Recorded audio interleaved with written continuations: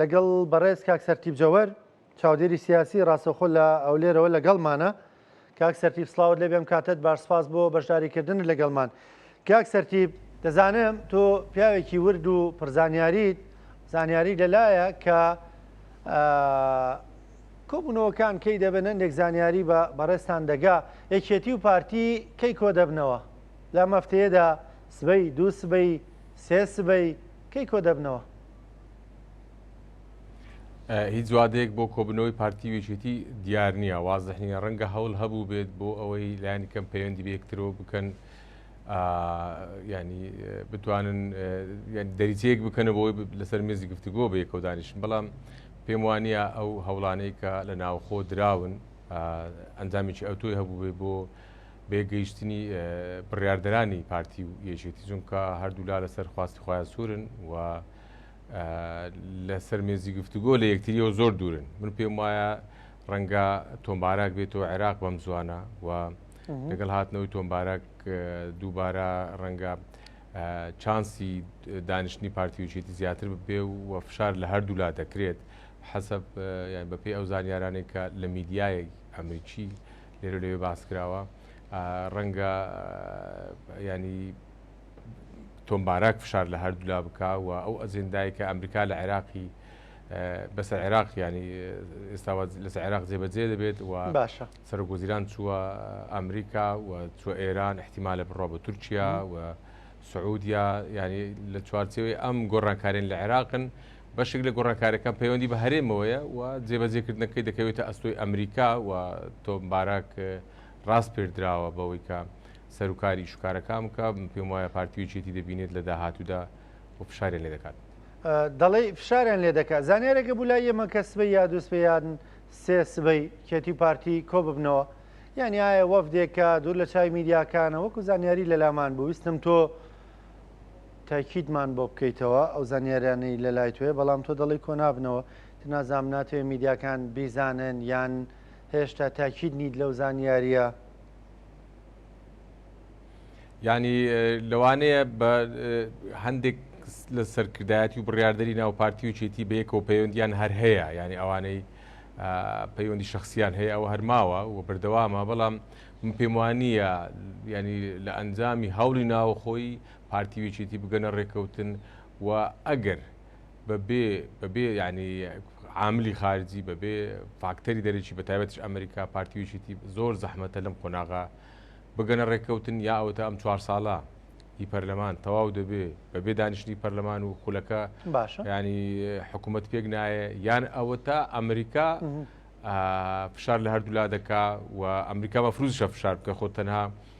مۆزوعی پێکردنی حکوومەت نییە. ئەو ئەجندای لە عێراق هەیەی ئەمریکا بەشێکی پەیوەندی بە هەرێمەوەیە، سیستەمی کسکۆدا بێکە پەیوەندی بە دۆلارەوەیە، چ مەسلەی یەکخستنی هێزی سەربازی و ڕێخستنەوەی بێ کە پەیوەندی بە هێزی پێشمەرگەوە هەیە. کاک سەرتیب لەبەرەوە ئەمریکا دێتە سەرخەت. کاک سەرتیب دەڵێ ئەمریکا بەر لێ بازاوڵەکانی ئەمریکا بکەین، وڵەکانی مامۆستا سەلاحەدین بادین ینی هەندێک چوو بوونە پێش بە پێی زانیاریەکان ینی لایەنەکان بەنیازیەوە بوون کە کۆ ببنەوە لەم هەفتە دوانەدا. هەندێک لایەن ینی دەست پێشخەریان کردبوو دەڵێن ئێمە ئامادەین بۆ کۆبوونەوەوانە، ینی تۆ جۆرێک ڕەشبینانە دەڕوانی تاوە وڵانە، ینی پێ دوایە کە هەوڵە ناوخۆییەکان نەتیجەیان نابێ، ینی ئەمە خوێندنەوەی خۆتە ئەمە گەتە بەشای ئەزمموی ینی دەیان ساڵی ڕابردوو بکەین لە هەرێمی کوردستان لە هەموو ئەو گرژیانە کە لەنێوان پارتی وێچێتی دروست بوون دایمەن فاکتەری دەرەچی بۆتە هۆکاری ڕێککەوتنیان، ینی زەحمەت بووە بەتایبەتیش ئێستا ینی لێک جیاوازی بیرروبۆچوون و تێگەیشتنی پارتی وێچێتی بۆ مەسلەی پێکردنی حکوومەت بۆ مەسلەی حکومڕانی لە هەرێم زۆر لە یەکتریەوە دوورن. پارتی دا ئامادە نییە دەستبەرداری ئەو پۆستانە بێت کە لای خۆی یەکلایی کردوونەتەوە بۆ نمونە سەرۆکی حکوومەت و سەرۆکی هەرێمی کوردستانە و دەستبەرداری ئەو منزومەیە نابێت کە لە ئەنجومەنی وەزیران دروستی کردووە بەتایبەت لەم 6 ساڵی ڕابردوو ئەوەی ناودەندری حکوومەتی سێبار یان حکوومەتی قوڵ و ئامادە نییە تەعامل لەگەڵ یەکێتی بکە لەسەر بنەمای نیوە بە نیوە. لە بەرامبەردا یەکێتی سوورە یان دیعا دەکا یان ینی پێداگرێت لەسەرەوەی کە یەکام حکوومەت دەبێنیەوە بەنیوە پێک بێ، چونکە ینی بەو حیسابی کە ڕێککەوتنی لەگەڵ نەوەی نوێ کردووە و چل بەسولم چلا دوو ینی داوا دەکە ئەم منزومەی کە باسمان کرد لە ئەنجومەنی وەزیران کە حکومڕانە بە فعلی لە هەرێمی کوردستان نەمێنێت و شراکەت دروست ببێ ئەو شتانی کە باسی دەکات پارتی لەگەڵ ئەوە ناکۆکە بۆیە هەوڵی ناوخۆی زۆر سەر ناگرێت. قسەکانی ئەمڕۆی کاک مەسرور سەرگۆزیران هەرێمی کوردستان و ئەکرێ بڵێن قسە ڕۆشتووی نێو پارتی دیموکراتی کوردستانیش ینی کەمێک نەرمی پێوە دیار و لەبارەی ینی وتی من ئێمە تەمەنا دەکەین بە زووترین کارێکێتی پارتی کۆ ببنەوە. ئایا مە جۆرێک ئەنی خوێندنەوەی تۆ چیە گەر وەکو چاودێرێکی سیاسی خوێنەوە بۆم قسەیە بکەی ینی بێەوەی هیچ گرێ و گۆڵێک بدۆزێتەوە باز لەوە بکە ئەوان چیان کردو ئێمە چی ئەنی وتی تەمەنا دەکەین بە زووترین کات کۆ ببنەوە خوێندنەوە چییە بۆ قسانە؟ من پێم وایە ئەو قسانە لە وەختێکدا بوو کە گرفتی بنزین و گرانێکی زۆر لە هەرێمی کوردستان هەیە ڕەنگە کاک مەسروریش نەوێتن گرەیەکی دیکە بدە لەم دۆخە ئاڵوزەی کە هەیە و ینی نەبێتە هۆکای ڕێگری ئەگەر ناخۆ پارتی بۆ خۆی بەشێکە لە ملمانەیەەکە نەک بەشێکە بەشێکی سەرچیە تەرەفێکی سەرچیە ئەگەر پارتی نەرمی بنوێنێ لە بەرامبەردایەکێتی نەرمی بنوێنێ حکوومەت پێکینان زەحمەت نییە. یعنی ئەوەی کە مامۆستا سەلاحەدینیش باسی کردووە هەوڵی ناوە خۆیە ئەگەر بێت و حکوومەتێکی بنکە فراوان پێک بێت و ببێ بە حکوومەتێکی ئینقازی وەتەنی ینی بۆ مەرحەلی بەڵام دیارە پارتیوچێتی بۆ ڕازی نین. ئەوەی کە ئێستا لە هەرێمی کوردستان هەیە ڕاستیەکەی بەرەنجامی تەنها کابینەیەک نییە بەڵکو ینی زیاتر لە 15 ساڵە بەم شێوەیە حکومڕانی دەکرێت. حکومڕانێکی ینی دەتوانین بڵێن تاکڕەنگە لایەنەکان گلیان لێ هەیە شێوازی حکومڕانەکەی داهات دیار نییە هێزی پێشمەرگەیەک نەخراوەتەوە بڕیاردان لە هەرێمی کوردستان گرفتی هەیە ئێستا و مؤسساتی حکومڕانی لە هەرێمی کوردستان بە تەواوی پەچیان کەوتووە یان با بڵێن لە دەرەوەی قانون ئێستا ئیشکارەکان دەکرێت. ئاین تۆ تەماشاکە ئەوە پەرلەمان داخراوە حکوومەت هیچ پێناسی چینیە سەرۆکایەتی هەرێم لە قانونەکانی خۆی نەهاتووە کە ئەگەر بێت 4 ساڵ 3 ساڵ هەڵبژاردن کرا سەرۆکی هەرێم چۆن بەردەوام بێ و مؤسساتی ڕقابی ئەم قسانە دووبارەیە دەیکەین ڕاستەکەی مؤسساتی ڕقابی هەموو پەچیا کەوتووە. یان لەم ڕۆژانە نووسراوێک کراوە لە ئەنجومەنی وەزیران لەلایەن سەرۆکی دیوانی ئەنجومەنی وەزیران کراوە بۆ دانانی کەسێک وەکو تقریبن سەرۆکی دیوانی ڕقابی مالیە کە لە کاتێکدا دائیرەکە خۆی یعنی فەرمانگەی ڕقابی مالی کە یەکێکە لە پایە هەرە سەرچەکانی ڕقابەکردنی حکومڕانی سەر بە پەرلەمانە. یعنی ئەمە ئێستا لە هەرێمی مؤسساتی قەزایی شبه پەچیان کەوتووە. ئەوە چی لێ خوێنیتەوە ینی کەسێک داهێ بۆ پۆستێکیەوە بێ گوێگرتن لە کەس و من پێم وایە حکومڕانانی هەرێم ئێستا هەوڵ دەدەن هەرێمی کوردستان تێک بدەن بەڵام هەرێمی کوردستان تێک ناچیت. یعنی هەرچی هەوڵیان ئەوەیە هەرێمی کوردستان بەڕاستی نەمێنێت ئەگەرنا ئەوەی ئەوان دەیکەن دوژمنی کورد بە کوردی نەکردووە. یعنی تەماشاکە ئەگەر ینی هەوڵ هەیە بۆ دوو ئیدارەی ئەمریکانی ناگەڕێ ینی ئەو پەرلەمان دادەخەیت حکومڕانی پەچی دەکەوێت 10 ساڵ 15 ساڵە بودجە نایەتە ناو پەرلەمان ینی مؤسساتی ڕقابیت هیچی نەماوە. حتا سندیکاکانیش سندیکا و نەقابات لە هەرێمی کوردستان هەر هەمووی یان پەچی کەوتووە یان مودەی بەسەر چووە. تۆ تەماشاکە سندیکای ڕۆژنامەنووسانی چێکە لەو سندیکایانی کە لە هەموو وڵاتان لە هەموو کۆمەلگایەک سندیکایەکی زۆر گرنگە چونکە بۆ دەوری ڕقابی دەبینی ئەو سندیکای 15 ساڵە ماوەی بەسەر تو هەر هیچی ینی دوکانی عتار و دوو قالب سابوون هیچی بەسەر هیچەوە نەماوە. تەماشاکە سندیکای پارێزەران کە سندیکایە کە پەیوەندی لەگەڵ محکەمە و لەگەڵ قانون هەیە ئەو سندیکایش دەفەرمووە ماوەی بەسەرتووە ئی ئەندازاران هەریەکی نەگرتوێتەوە هی کرێکاران لە نەهۆتویەکەوە ینی کۆنگری نەکردووە. یعنی حکومڕانی لە هەرێمی کوردستان حکومڕانی نیە بەڵکو دوو دەسەڵاتدارەتی حزبی لە هەولێر و سلێمانی هەیە بە ئارەزووی خۆیان بە پێی بەرژەوەندی حزبی کاروبارەکان بەڕێوە دەبن. یعنی مدیری دایرەکە خۆی دەبێتە حاکم خۆی دەبێتە قانون دەرکرد ڕێنمایی هەیە لە ئەنجومەنی وەزیران دەرچووە مخالفەی دەستورە یعنی لە دنیا نەبووە مدیری دایرەیەک وەزیرێک مدیری دیوانی ئەنجومەنی وەزیران لیژنەیەک لەناو ئەنجومەنی وەزیران ڕێنمایی و نظام دەربکە مخالفەی دەستور بێ. لە دەستوری عێراقی داهاتووە زەریبە و ڕسومات دەبێ بە قانون ڕێک بخرێ یعنی زۆر بە جوانی و بە ڕێکوپێکی ڕێکی خستووە و دیاری کردووە و کۆنکریتی کردووە. لە هەرێمی کوردستان سەرۆکی حکوومەت یان ئەو فەرمانگانە بە ئارەزوی خۆیان ڕسومات زیاد دەکەن زەریبە کەم دەکەن زیاد دەکەن ئێمە نەبووە ینی نەبووە کەسیش نییە بێت ینی دەسەڵاتێک لە هەرێمی کوردستانی بێ ڕێگری لەم بارودۆخە بکە بەهەرحاڵ با زیاتر غیبەتی حکومڕانی هەرێمی کوردستان نەکەین حکومڕانی نەماوە لە هەرێمی کوردستان ئەوە هەیە دوو دەسەڵاتدارێتی حزبیە بە پێی بەرژەوەندی حزب بەڕێوە دەبرێت و هێزی سەربازی هیوای کۆبوونەوەیان کەمە کاتسەرتیب لە لای تۆ یعنی ئێمە بەم زوانە زەحمەتە من پێم وایە بەم زوانە زەحمەتە من پێم وایە بەبێ ئەمریکا پارتی وێچێتی ڕێک ناکەون بۆ چونکە یەکەم تێگەیشتنیان بۆ پێکەنانی حکوومەت و حکومڕانی زۆر لە یەکترەوە دوورە و دوو لە بن تەسیراتی ئەجندای خلیمین ڕاستی و سێش بەرژەوەندی حزبی مانعێکی گەورەیە ڕێگرێکی گەورەیە لەوەی کە بتوانن بە ئاسانی ڕێکەون ئەگەر هەر ڕێک نەکەون دەگا بەچی مەسەلەن یعنی ئەوە دوو مانگی تر سیانی تر چواری تر شەشی تر ئێخۆ دوو ساڵەوە نزیکە بینەوە لە دوو ساڵ وای ئەگەر ڕێک نەکەون دەرگا دەکرێتەوە بۆ هەموو ئەگەرەکانی دیکە ینی ئەگەرەکانی دیکە لەوانەیە بەغدا تەدەخل بکە ینی لەوانەیە ئەمریکا دەستی خۆشل بکە وڵاتانی دەوروبەر تەدەخل لە ئیشوکاری هەرێمی کوردستان زیاتر بکەن لەوانەیە بەغدا تەعاملی محافەزات لەگەڵ هەرێم بکە لە دەرەوەی سیاقی دەستوری یعنی لە سەروی دەستور پێشێر بکە ئەو کاتە ینی هەموو ئەگەرەکان کراوە دەبن کامیان نزیکە بە بڕای تۆ کاتی تۆ پێیەکی وردی کامیان نزیکە ینی وەکو دەڵێ کامەگەریان نزیکە ڕێکەوتنیان یانەوەی بەماڵەمان لەگەڵ بکە ینی یانەوەی وڵاتانی دیکە بەغدا تۆزێت دەنگی بەغدا زاڵتر بکەن بەسەرمان ینی کامیان نزیک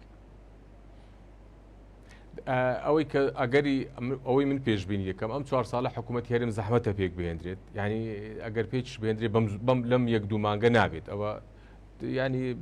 زۆر دوورە بەم زوانە بتوان حکوومەت دروست بکەن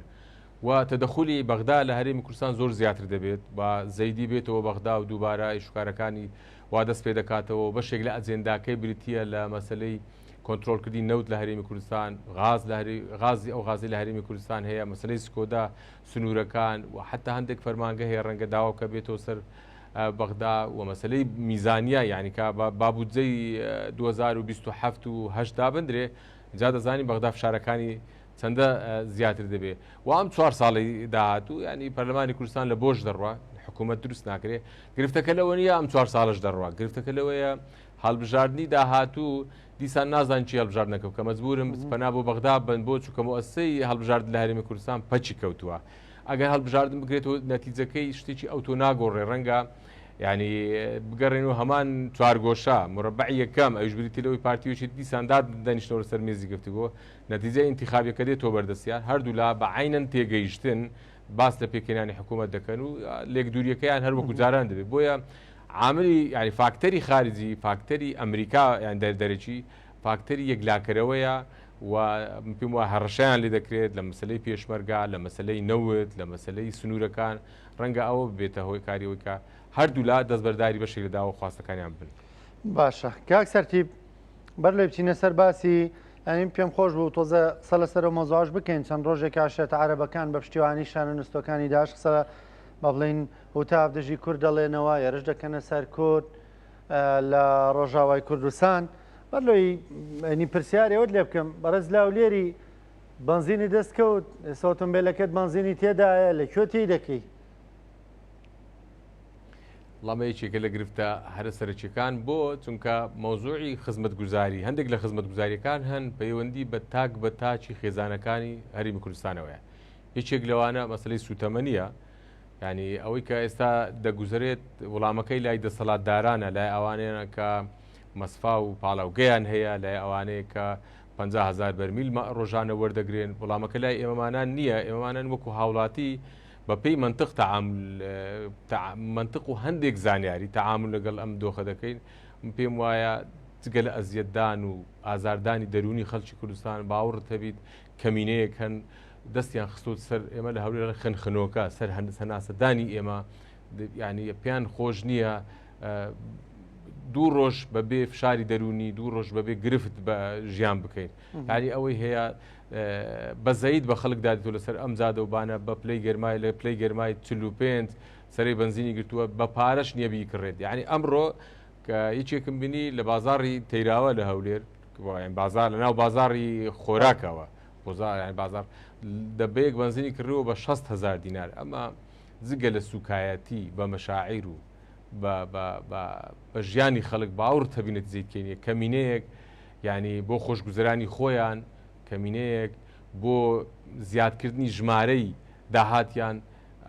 ئەزیەتی خەڵکی کوردستان دەدەن ئەزیەتی هەمومان دەدەن. کاکسەتی بۆ بۆیە لە بەڕستم پرسی بەڕاستیم خۆ دانیشتوێ و لێری و لەوەی وام ئاین بەداخەوە کارێکیان کردووە وڵاتی 3 ساعت لەسەری بنزین لابەری ناکەوێ مایکەکە دەبێتە بەردەمی ئەنی ناتوانێت قسەش بکە ناتوانێت بڵێ بنزین نییە بێ بڵێ بنزین هەیە و عیبینی و هیچ کێشەیەکی نییە ئەو بۆیە لە بەڕستم پرسی بۆی ینی دیوێکی دیکەی واقعکە خەڵک یەکەم ئەو گرفتە لە هەموو کوردستان هەیە مەسەرەی سوتەمەنی دوو خەڵک ناڕزایی خۆی دەردەبڕێ ینی من تازە سەرۆکی حکوومەت قسەی دەکرد لە کۆنگری ڕۆژنامەنووسی تەماشای کۆمنتەکانی بەشێک لەو سایت شتانم کرد ینی خەڵک قسە دەکا بەڕاستی بەڵام ئەوان گوێ ناگرن دیارە. کاک سەرتیب لە ڕۆژاوای کوردستان بەشێک لە عەشیرەتە عەرەبەکان لەم ڕۆژانەدا ینی دەنگ بەرز دەکەنەوە هوتاف دەکێشن دژ بە کورد بە بڕوای تۆ ئەم جوڵەی کێ ینی کێ ئەم تەحەڕوکەیان تێدەکا کێ هانیان دەدا ئەمە بکەن؟ ینی باسکردنی مۆزوعی جموجۆلی عشایرەکانی عەرەب هی ئێستانیە دەمێکە ینی حتا پێشی ئەو پەلامارێکە کرایە سەر ڕۆژاوی کوردستان و بەشێکی گەورەی ئەو ناوچانێ لەژێر نفوزی هەسە دەبوون لەیان وەرگیرا ئەم گرفتە هەر هەبوو ینی ئەم گرفتێک نهی ئەمڕۆ بێ بۆ چونکە ئەو ناوچانێک کە لەژێر دەسەڵاتی هەسە دەبوون کاتی خۆی لە سەدا بە نزیکەی 1972 بۆ 3 عەرەب بوون بۆیە کەمێک نالۆژیکی بوو هێزێکی سەربازی کورد بتوانێت کۆنتترۆلی ناوچەی بکە لە 1970 بەرەو ژووری عەرەب بن ئەمە یەک دوو ئەو ژینگەی کە عەرەب ئەو ژینگەی بەری ڕۆژهەڵاتی فورات لە کورساتش من چەندارێک باسم کردووە پێشتر ینی یەکەم عەرەبی عەشایرن و بەسەرروکی عەشیرەتەکان وابەستەی پەیوەندی ئیقلیمی مخابراتی دەوروبەرن و حتا کەنداویشن تورکیا بەشێکیان لەگەڵ عێراق بەشێک لەگەڵ ئێران هەیەە بەشێک لەگەڵ وڵاتانی خەلیج بەتایبەت قەتەر و سعودیا هەیەە بۆ چووکەوانە درێژکراوی وڵاتانی کەنداویشن مەیەک دوو عەرەبی سوننەی تونندڕەون سێ داعش فترێکی زۆر لەم ناوچەیە بووە و گەرای داناوە گەرا بۆ معنایە کە ڕێخستنی هەیە بۆ معنای عەقلیەتی ئیسلامی تونندڕە و لەو ناوچانە تەواجودی هەیە و لە بیریشمانە چێ ئەم ناوچەیە ینی ساحبی فەرهەنگێکی 100 ساڵەی لە شۆڤینەتی عەرەبین یعنی دەوڵەتە حکوومەتەکانی سووریا لە 35 هەتا ئێستا ئەمە هەر تۆی دووبەرەچی و تۆی ڕق و چینەی شۆڤینەتی عەرەبیان لە ناوچەکە چاندووە قەت لە زیهنێتی ئەواندانیە کوردێک بێ حکومڕانیان بکە ئێستا ئەو ناوچانێک کە مشکلیان هەیە دەکەونە ناو سنووری ئیدارەی کورد یعنی ئەوەی کە حەسەکە ئێمە دەبێت شارەزای پێکهاتە و دیموگرافیای ئەو ناوچانە بن کە ئێستا کورد لە ژێر هەژمونی کورددایە ئەمە بەستم پارێزگای حەسەکە و ئەو چەند شارەیەکە لە ژێر دەسەڵات دایرەتی کوردایە ئەمە عەرەبێکی زۆری لێ هەیە یعنی ئێمە تۆ تەسەور بکەی پارێزگایەکی وەکو حەسەکە ڕێژەی عەرەب تێدا چەندە ڕەنگە کوردێک لە لێرە لە هەولێر لە کورد باشوور وابزانێت کە عەرەب کەمینن عەرەب کەمینە نین لەو ناوچانە لەو ناوچانە ژمارەی عەرەب زۆرن بە تایبەتیش ناوەندی پارێزگای حەسەکە و ناوەندی شاری قامشلی و شەر ئەو ئاژاوی کە ئێستا هەیە زیاتر لە ناوچە خوبیەکانن یعنی لە ناوچە سنووریەک ئەو ناوچانن کە بەریەککەوتن لە نێوان سنووری یعنی ناوچەی حکومڕانی کورد و عەرەبەکانی خوار باشە کاک سەرتیب یەکتر قبوڵ ناکەن یەکتر قبوڵ ناکەن یان داواکاریەکی دیاریکراویان هەیە یان دەیانوێت کورد لەوێ نەژی چیان پێم وایە هۆکاری یەکەم بە دەرەجەی یەکەم دەستوەردانی دەرەچیە تێدا یعنی تورکیا بە تایبەتیش وەگوما دیمەشق ئەو دوانە بۆ دیمەشق دەوێت فشار بکەوت چکەم فۆزات کاتێشتا کۆتایی نەهاتووە ینی ئەو ڕێکەوتنێ لە نێوان کورد و دیمەشق کراوە تا ئێستا وەک خۆی جێبەجێ نەبووە هەندێک لە بورگەکانی جێبەجێ بووە ئەوەی پەیوەندی بەباری ئەمنیوەیە و هێشتا زۆری ماوە ینی بەشداری کورد لە دیمەشق هێشتا زۆری ماوە ئەسڵن کورد لە دیمەشق هەروجودی نیە پەرلەمانێکیاندانا 200 کەس لەو 200 هەفتای بەخۆی دایناوە لەو 140ش هەتا ئێستاکان نۆ کورد وابزانم لە ناو پەرلەمانکە ئەمە قەت یەک ناگرێتەوە لەگەڵ ڕێژەی کورد لە سووریا ئەمە هۆکارە سەرچیەکەی هۆکاری دیکە ڕەنگە تموحی بەشێک لەو سەرۆک عەشیرەتانە بێت و پەیوەندیێکی تایبەتیان لەگەڵ دەوروبەر هەیە بە تایبەتیش بۆن لەگەڵ تورکەکان هەیەە لەگەڵ ڕەنگە ڕێخستەکانی داعشەیان بێ یاری ئەمانش ئاژاو دروست دەکەن بەشێکی ڕەنگە پەیوەندی بەو گوزەرانە خراپەوە بێ کە لە سووریا هەیە ژیانی خەڵک لە سووریا وەکو دۆزەخ وایە خەڵک ینی زۆر زەحمت بۆ ژیان لەوێ ینی هەم لە خزمەت گوزاری هەم لە باری ئابووری هەم لە باری ئەمنی زۆر ناخۆشە ژیانیان بۆیە ئەمە دەشێ بڵێن فائیچێک لە فاکتەرەکان و ئەوانە داوای چ دەکەن ئێستاکە داواکاریەکەیان پێیانەوە دیارەکە تەدەخولی ئیقلیمیە باسی دەکەن باسی نسبەی مشارەکە دەکەن لە حکومڕانی یان لە حکومی خۆجێیی لە حەسەکە باستەوە دەکەن کە عەرەب ژمارەی کەمە کە لە دام و دەستگاکانی ئەمنی ڕۆڵیان نییە ینی شێوەی تەعامل و داخوازەکان پێیانەوە دیارە کە دەستێکی دەرەچی داچ دیمەشق بێ تورکیا بێ دەستی هەیە لە جوڵاندنی ئەو عەرەبانە باشە بە بڕای تۆ بەکوێ دەگا کاک سەرتی بیانی دەگاتەوە بە خولێکی شەڕ و ماڵوێرانی یانەمەجە هەر لە چوارچەوی هوتاف و هەڕەشە و گڕەشەدا دەمێنێتەوە یعنی پێم وانە بەم زوانە شتێکی ئەوتۆ بێت هۆکاری قزیەکی گەورە لە ناوچەکە دووەم ئەمریکا جارێت لە ناوچەکە مەشغولی ئێرانە ڕەنگە ڕێگە بنەدە بە ئاسانی باردوخێک لە سووریا بێتە پێش سەر ینی ئەمریکا مەشغول بکە بۆ چونکە هەر گۆڕانکارێک لە ناو سووریا وابەستەی تێگەیشتنی ئەمریکایە ئێستا و حکوومەتی دیمەشق تەنها ڕەنگە هەوڵی ئەوە بدا جۆرێک لە ئیزعاجی و بێزاری بۆ ڕۆژئاوا دووتکە بێتەمایە فشار دەستبەرداری هەندێک لە داخوازیەکان بن یان بەشێک لە داخوازەکانیان تەعجیل بکەن دوا بخەن ینی هەر ئەوەیە پەیوانی شتێکی لێشیم بێ و تورکەکانیش ڕەنگە هەوڵ بدەن ینی ئیدارەی ڕۆژئاوای کوردستان نەپرژێتە سەرخۆد و ڕێخستەوە چونکە ئەم قۆناغی ئێستا قۆناغی دوای شەڕە ئێستاش ڕۆژئاوای کوردستان چەمانگی کە خەریکی ئەوەن کە دووبارە خۆڕێک بخنەوە چەترێک دروست بکەن دووبارە لایەنە سیاسەکان لە ژێری دادا بنیشێن و بتوان بێکەوە بڕیار بدەن ئەم گفتوگووانە لە ڕۆژئاوا هەیە تا ئێستا نەتواندراوە بۆ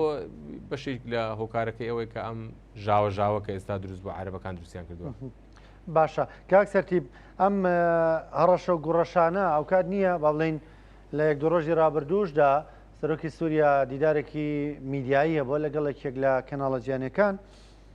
ئەماژە بۆ دەکا ینی ڕەخنە لە ئەڵێسەکانی ئەمریکا دەگرێت لەو ڕۆوە کە دەڵێ زۆر جار پشتیوانیان لە هێزی چەکداری نێو دەوڵەتان کردووە لە کاتێکا بوو پشتیوانی لە دەوڵەت و مەرکەز بکەن دەڵێ لە ڕابردوودا نەک ئێستا ینی ئەم پەیامە جۆرێک لە وەکو هەڕەشەی لێ دەخوێنرایەوە بۆ پێکاتەکان کە هەندێکیان چەک بەدەستن وەکو دروزەکان وەکو کورد لە ڕۆژاوای کوردستان پێم وایە یادی قسەکردنی ئەحمەد شەرع زۆر مهم نەماوە ینی هەر بەخۆش لە بیدایەتەوە لەبەر خۆی ئەمریکا و بریتانیا هێنایەن و هێزی چەکداریان بۆ دروست کرد و پشتیوانیان کرد و هەتا ئێستاش خۆی ڕێک نەخستۆ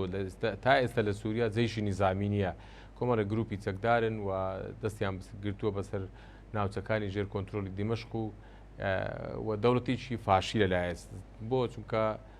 شکست خواردووە چونکە تا ئێستاکە نەبوو بە دەوڵەتێک مواسساتی هەبێ دیموکراسی یعنی بەشداریکردنی حەقیقی پێکاتەکان نییە و لە چەند ناوچەیەک هێزی چەکدار هەیە لە دەرەوەی ئیرادەی دەوڵات پێم وایە ئەو قسانە ینی هەر قسەی ڕۆژنامە نووسین ینی دیداری ڕۆژنامە نووسین لە ئەرزی واقع خۆی بەشێکە لەم گرفتانەی کە لە سووریا هەیە ئەگەر ئەمریکا نەبووایە ئەو قەت نەی دەتوانینە ئەو سنوورەی لەژێر هەژمونی کووردا و بگرێتەوە و نەشی دەتوانی ئێستا لە دیمەشق بە ئیستراحەت دابنیشێ ئەمریکا زۆر هاوکاری دیمەشق دەکات ڕووی ئابووریەوە پەپهانی وڵاتانی کەنداویدا بێن هەندێک پارە بنە دیمەشق و دەرگایەک لایەکی دەرگای بوو تورکیا کردەوە ینی پارە و استثمارات باتە دیمەشق لە ڕووی ئەمنیەوە ینی هەم ڕێگە لە تورکیا دەگرێت ژاوەژا و مشکلە بۆ دیمەشق دروست بکە و ینی ڕێگە لە ئیسرائیل دەگرێت کە ینی خاچی زیاتری سووریا داگیر بکە ینی ئەمریکا زۆر هاوکاری ئەو دەسەڵاتداری دەکە چاوپۆشی لە کۆمەڵ کوژیەکانی دیمەشق کرد لە ڕابردوو ینی ئەمریکایە دیمەشقی ڕاگرتووە ئەمریکانە بە دوو ڕۆژ ئەو دەسەڵاتدارێتی دیمەشق خۆی نامێنێت بۆ چونکە هیچ ڕێگوڕیشەی نییە. سپاس دەکەم زۆر بەڕێز کاک سەرتیب جەوەر شۆبەکاری سیاسی چاودێری سیاسی سپاس کە لەگەڵمان بووی زۆر سپاس. سپاس دەکەم خۆشەویستان بەرنامەی پرسی ڕۆژتان پێشکەش کرا تا پێتانە گەینەوە شاد و بەختەوەر بن خواتان لەگەڵ.